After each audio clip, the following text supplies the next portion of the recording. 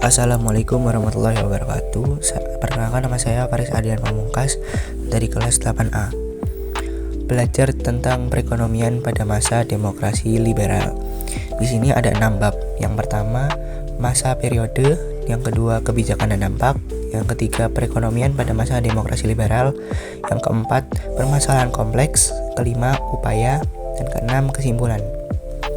Masa periode. Periode ini dimulai setelah pembubaran Republik Indonesia Serikat atau RIS dan kembalinya Indonesia menjadi Negara Kesatuan Republik Indonesia atau NKRI pada 7 Agustus 1950.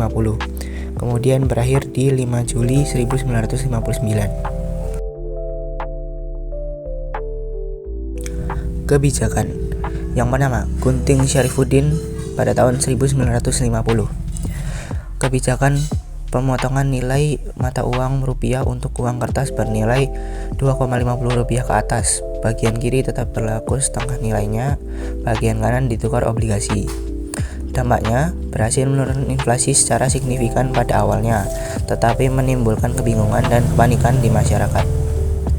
Yang kedua, Gerakan Benteng 1950 hingga 1957. Kebijakan program untuk mengembangkan pengusaha pribumi melalui bantuan kredit, bimbingan, dan perlindungan dari persaingan pengusaha non-pribumi. Dampaknya kurang berhasil karena pengusaha pribumi yang baru muncul seringkali belum memiliki pengalaman dan keterampilan yang memadai. Kredit sering disalahgunakan dan menimbulkan korupsi. Yang ketiga, nasionalisasi Djavas Bank menjadi Bank Indonesia pada tahun 1951. Kebijakan mengambil alihan Bank Sentral Hindia Belanda menjadi Bank Sentral Republik Indonesia. Tujuan meningkatkan pendapatan negara dan memiliki kendali lebih besar atas kebijakan moneter. Dampaknya memberikan kedaulatan moneter yang lebih besar bagi Indonesia. Yang keempat, sistem ekonomi Alibaba. Masa kabinet Ali Sastro Amijojo I pada tahun 1953 hingga 1955. Kebijakan kerjasama antara pengusaha pribumi Ali dan pengusaha non-pribumi Baba, di mana pengusaha non-pribumi memberikan modal dan pelatihan, sementara pengusaha pribumi mendapatkan fasilitas pemerintah. Dampaknya tidak efektif karena seringkali pengusaha non-pribumi hanya memanfaatkan relasi pengusaha pribumi untuk mendapatkan keuntungan tanpa kontribusi signifikan. Perekonomian pada masa demokrasi liberal. Ketidakstabilan akibat politik.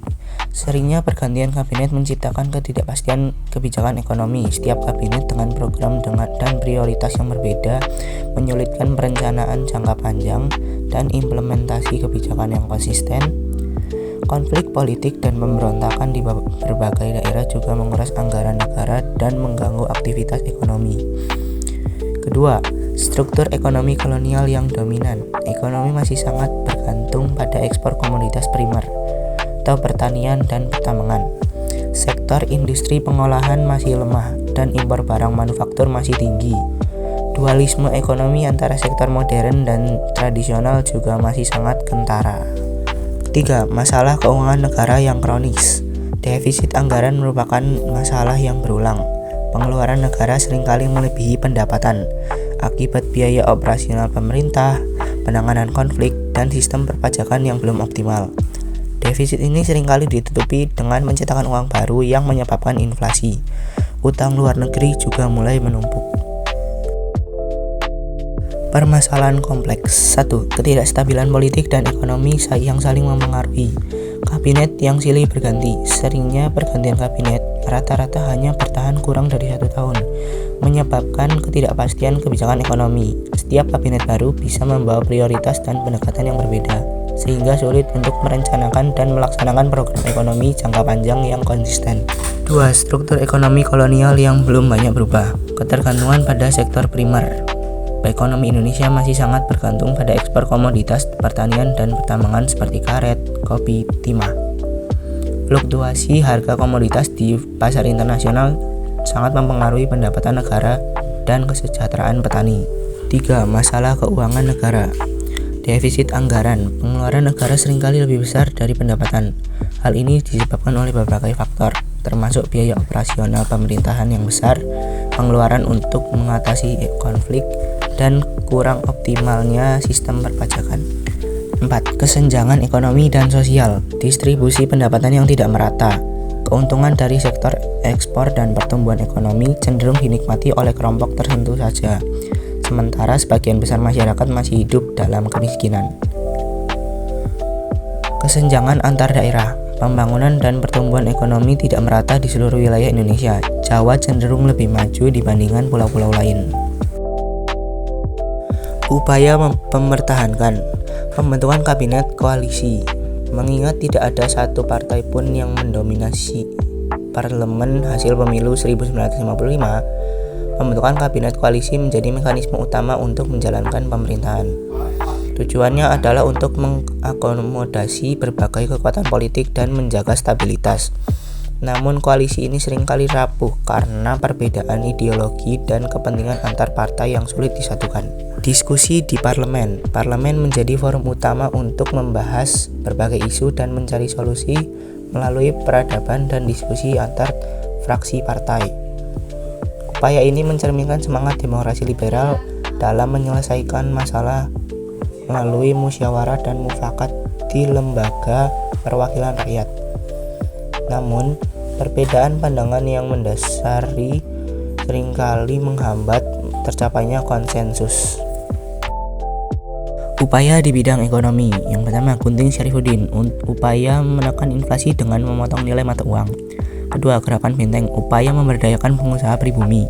Ketiga, nasionalisasi Djavas Bank menjadi Bank Indonesia, upaya meraih kedaulatan moneter. Sistem ekonomi Alibaba, upaya kerjasama antara pengusaha pribumi dan non-pribumi. Pembatalan hasil KMB terkait ekonomi, upaya melepaskan diri dari keterikatan ekonomi dengan Belanda. Pembentukan FINEC, Financial Economy, upaya merancang kebijakan ekonomi yang lebih mandiri. Rencana Pembangunan 5 tahun RPLT, upaya merencanakan pembangunan ekonomi secara terstruktur.